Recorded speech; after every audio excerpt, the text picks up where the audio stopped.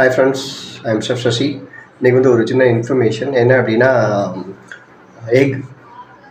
எக்கை வந்து எப்படி சாப்பிட்லாம், அதாவது எக்கை வந்து சாஃப்ட் பாயில் எக் அப்படின்னு சொல்லிட்டு சாப்பிட்லாம். அதை வந்து எவ்வளோ டைமிங் குக் பண்ணோம் அப்படின்னா 2 to 3 minutes குக் பண்ணோம் அப்படின்னா அதுக்கு பேர்.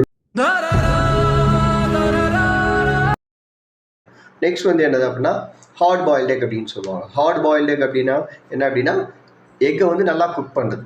மேக்ஸிமம் நல்லா குக் ஆகணும் அப்படின்னா ஒரு 8 to 10 minutes டைம் எடுக்கும் ஒரு எக் வந்து குக் ஆகிறதுக்கு. ஓகேங்களா, அதான் ஹார்ட் பாயில்ட் எக் அப்படின்னு சொல்லுவாங்க. 2 டைம்ஸில் என்ன பண்ணால் எக்கை வந்து சாப்பிட்லாம். ஓகேங்களா, இந்த சாஃப்ட் பாயில்ட் எக் சாப்பிட்லாம், அது எப்படி பீல் பண்ணுறது அப்படின்னு சொல்லிட்டு ஒரு சிலருக்கு தெரியாது. அதை வந்து எக் மேலே உள்ள ஷெல்லை ப்ரோக்கன் பண்ணோம் அப்படின்னா என்ன ஆயிரும் அப்படின்னா, எக்கு வந்து ரிமூவ் பண்ண முடியாது, ஷெல்லை வந்து ரிமூவ் பண்ண முடியாது. அதுக்கு என்ன பண்ணுவோம்னா வயசான எக் ஹோல்டர் அப்படின்னு சொல்லிட்டு ஒரு இந்த மாதிரி ஒரு ஹோல்டர் மாதிரி வச்சுருப்பாங்க.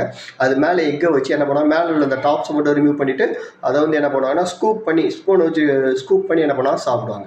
ஓகே, அப்படின்றது வந்து 8 to 10 minutes என்ன பண்ணலாம் நல்லா குக் பண்ணி சாப்பிட்றது. ஒரு எக்கோட வெயிட் வந்து மேக்ஸிமம் 60 grams இருந்ததுன்னா இட்ஸ் குட் ஃபார் ஹெல்த் அப்படின்னு சொல்லிட்டு சொல்கிறாங்க. இன்னொரு இன்ஃபர்மேஷன், டெய்லி வந்து ஒரு எக் எடுத்துக்கிட்டா it's good for health for us அப்படின்னு கூட சொல்லலாம். அது மட்டும் இல்லாமல் குழந்தைங்களுக்கு என்ன பண்ணுங்கள், டெய்லி ஒரு எக்கு வந்து கம்பல்சரி கொடுத்தீங்க அப்படின்னா குழந்தைங்களோட ஆரோக்கியம் அப்படின்றதும் ரொம்ப ஹெல்த்தியாக இருக்கும். Okay, thank you.